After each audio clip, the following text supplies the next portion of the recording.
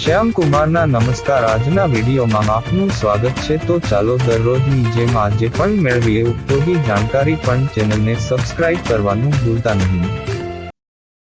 ભીડમાં લોકોની સંખ્યા ગણવા માટે ઘણી પદ્ધતિઓનો ઉપયોગ કરવામાં આવે છે, જે નીચે મુજબ છે।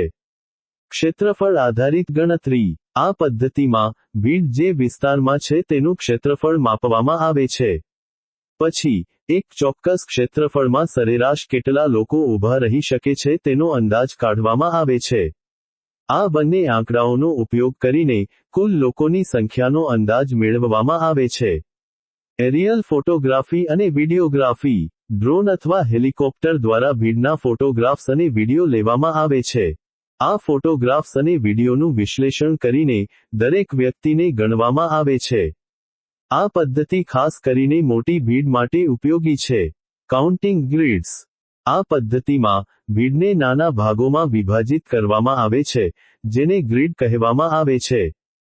પછી દરેક ગ્રીડમાં લોકોની સંખ્યા ગણવામાં આવે છે। બધી ગ્રીડની સંખ્યાઓનો સરવાળો કરીને કુલ લોકોની સંખ્યા મેળવવામાં આવે છે। Electronic sensor. આધુનિક ટેકનોલોજીનો ઉપયોગ કરીને ઇલેક્ટ્રોનિક સેન્સરનો ઉપયોગ કરવામાં આવે છે। આ સેન્સર લોકોની અવરજવરને ટ્રેક કરે છે અને ડેટાને વિશ્લેષણ કરે છે। આ પદ્ધતિથી ખૂબ જ સચોટ માહિતી મળે છે। પોલીસ અને આયોજકોનો અંદાજ। ઘણીવાર પોલીસ અને કાર્યક્રમના આયોજકો તેમના અનુભવના આધારે ભીડનો અંદાજ લગાવે છે।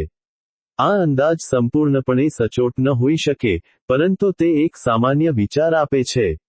આ પદ્ધતિઓનો ઉપયોગ ભીડના પ્રકાર, સ્થળ અને ઉપલબ્ધ સાધનો પર આધાર રાખે છે।